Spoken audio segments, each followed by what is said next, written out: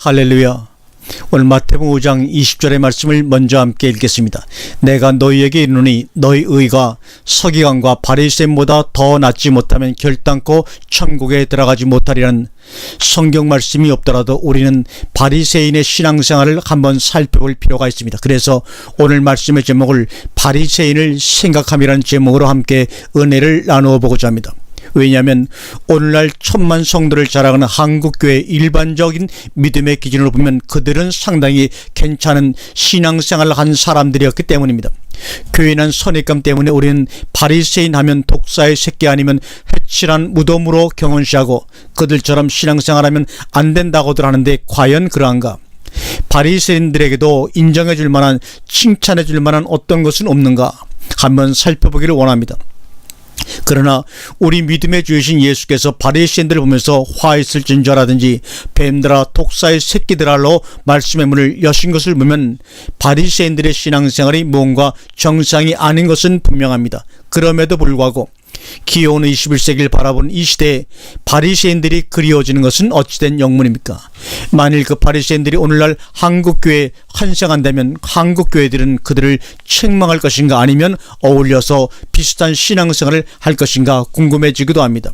그래서 혹시 그들의 의보다 오늘날 한국교인들의 의가 더 낫다는 것을 하나님께 증명하는 도구로 삼지는 않을 것인지 궁금합니다.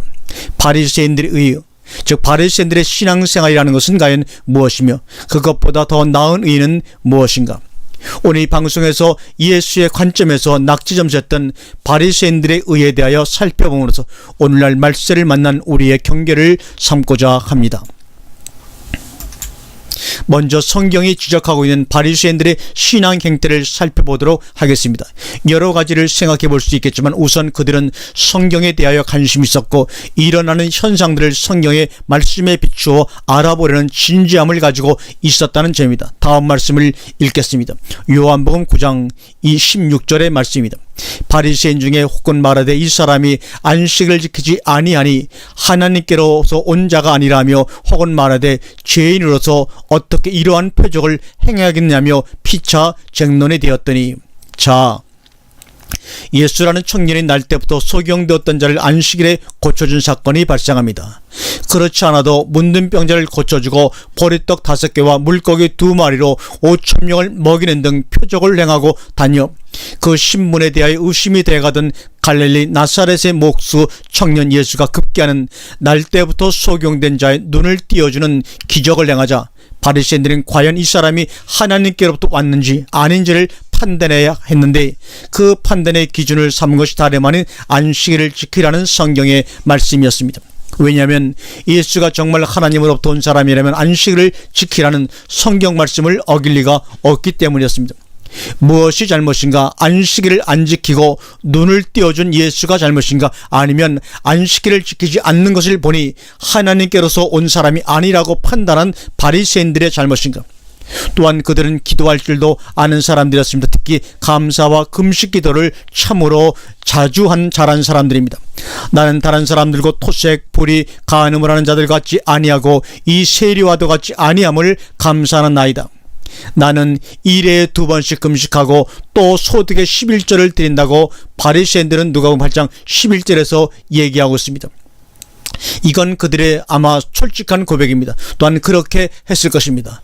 바리새인들은 간음증에 잡힌 여자를 모세 율법에 의하여 처단을 할지언정 그들이 가늠하지는 않았으며 새들같이 남의 재물을 토색한 일도 불의를 행한 일도 없었습니다. 분명히 토색, 불의, 간음하지 말라는 성경의 기준에 따라 토색, 불의, 간음하지 않았고 또 경제적으로, 인격적으로, 성적으로 부패한 세상 가운데서 말씀대로 살 수 있도록 그들의 삶을 인도하신 하나님께 정말로 감사해서 감사기도를 드렸는데 이것도 잘못이란 말입니까? 간음하고 회개하여 이제 간음하지 않게 된 것을 감사하는 것은 괜찮고 간음하지 않고 감사하는 것은 잘못됐다는 말입니까? 라고 항의를 우리는 분명히 할 수가 있습니다.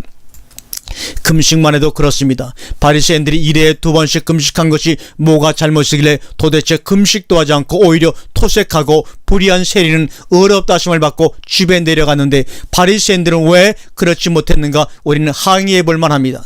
그들이 예수께서 산상수훈에서 지적하신 대로 금식할 때 슬픈 기색을 냈는지 혹은 얼굴을 흉하게 했는지는 알 수 없겠으나 아무튼 성경에 나의 기뻐하는 금식은 흉하게 결박을 풀어주며 멍에의 줄을 끌어주며 압제당하는 자를 자유케 하며 모든 멍에를 꺾는 것이 아니겠느냐고 했기 때문에 말씀대로 금식하는 것인데, 그래서 오늘날도 금식기도가 무슨 유행처럼 성행 중인데 왜 바리새인들만 욕을 먹어야 하는가 그 말이지요.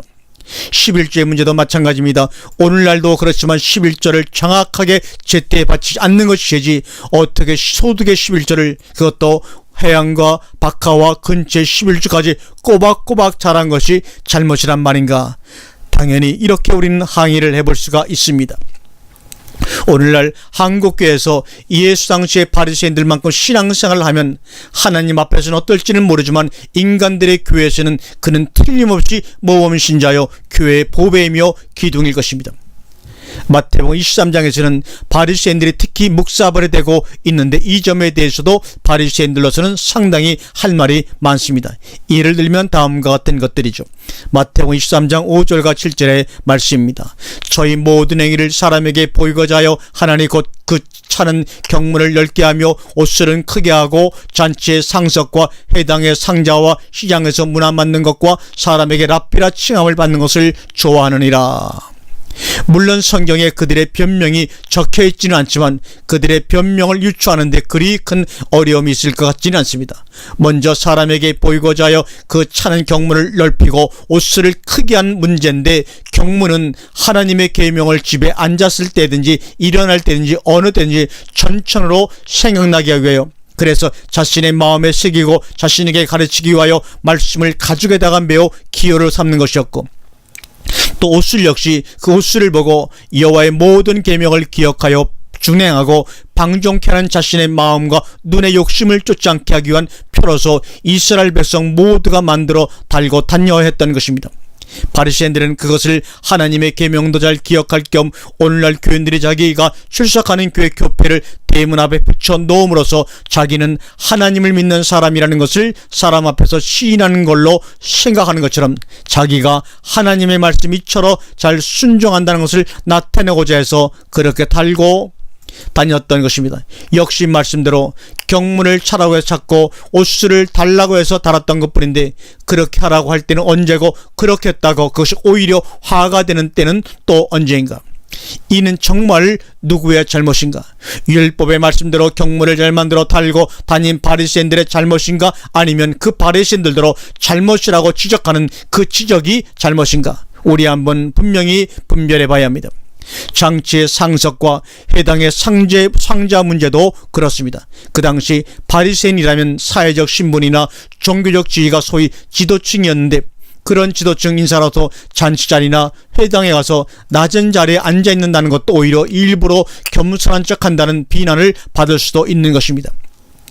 뿐만 아니라 잔치를 진행하기 위해서는 상석에 앉고 싶어서 앉는 것이 아니라 연회장이나 성경 봉독자로서 혹은 하나님의 말씀을 전하는 자로서 어쩔 수 없이 상석에 앉는 것이 결코 자기를 내세우거나 높이고자 함이 아니요 정말 상석이 좋아서 앉는 것은 더더욱 아니었는데, 이런 사항을 감안하지 않고 무조건 높은 자리에 앉았다고 책망을 하신다면 참으로 서운한 일이 아닐 수가 없습니다.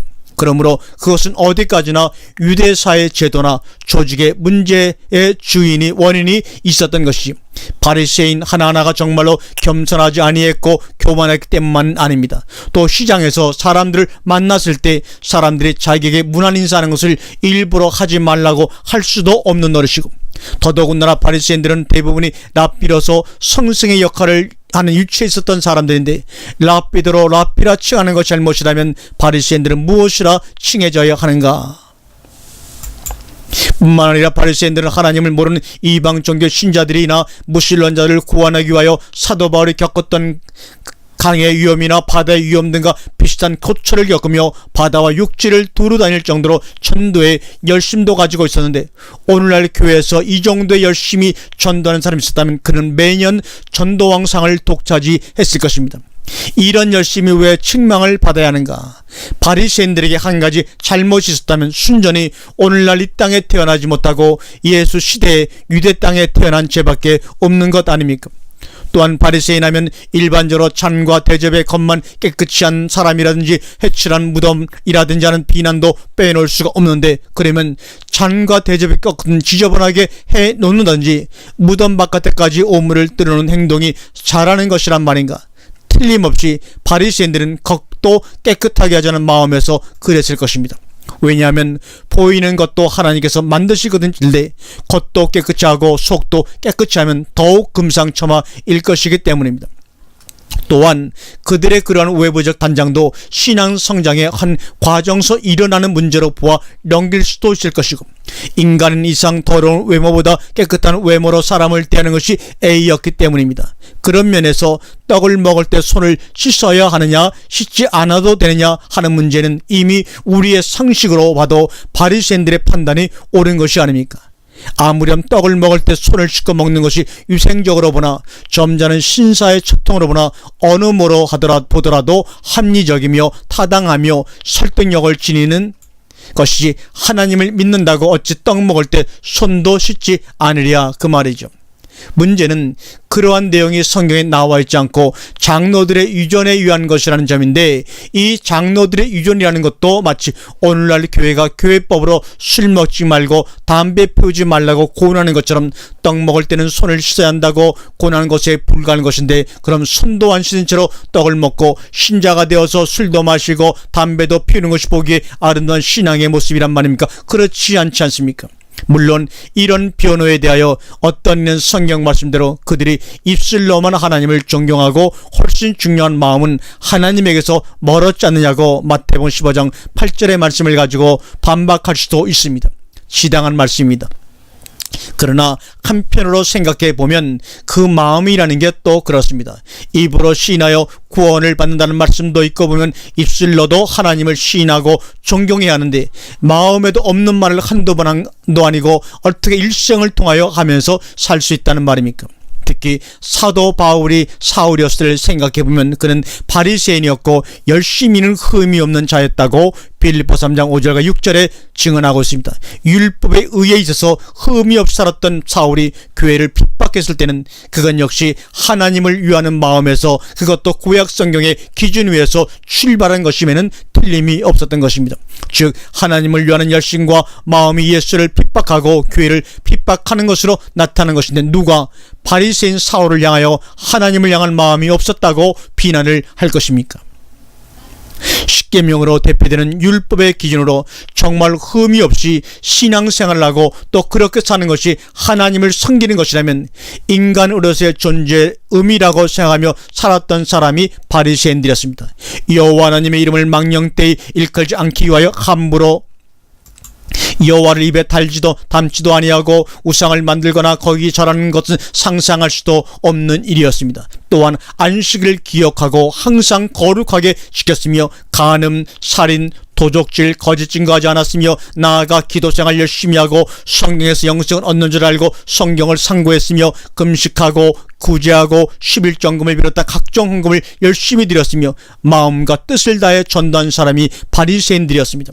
더군다나 인간 사회에서의 윤리도덕에서도 이들은 존경을 받을 만했으며 A 범절도 아주 깍듯했던 의인들이었습니다. 또한 그 중에는 비록 밤중이긴 했지만 목수의 아들 청년 예수가 과연 메시아인가요? 당대 지도층이던 니고데모가 예수를 찾아오는 등 신앙적 갈등의 모습도 함께 가지고 있었던 사람들이 바로 바리새인입니다.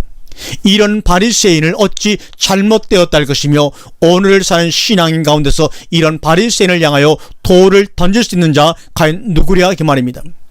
바리새인 기념비라도 하나 세워줄 일입니다. 그러나 오늘날의 바리새인처럼 신앙생활하는 사람이 없습니다. 왜냐하면 우리의 믿음의 주이신 그리스도께서 그러한 바리새인들의 신앙생활이 틀렸다고 비판하고 너희는 그들같이 하지 말라고 가르쳐 주셨기 때문입니다. 그래서 그 가르침대로 오늘날 신자들은 죄인으로 삽니다. 바리새인들이 의인으로 살아서 틀렸으므로 또한 오늘날 신자들은 해양과 박하와 근처 11조까지는 모르고 삽니다. 그런 것까지 챙긴 바리새인들이 틀렸다는 것을 보았으므로 말입니다. 어디에 그뿐입니까?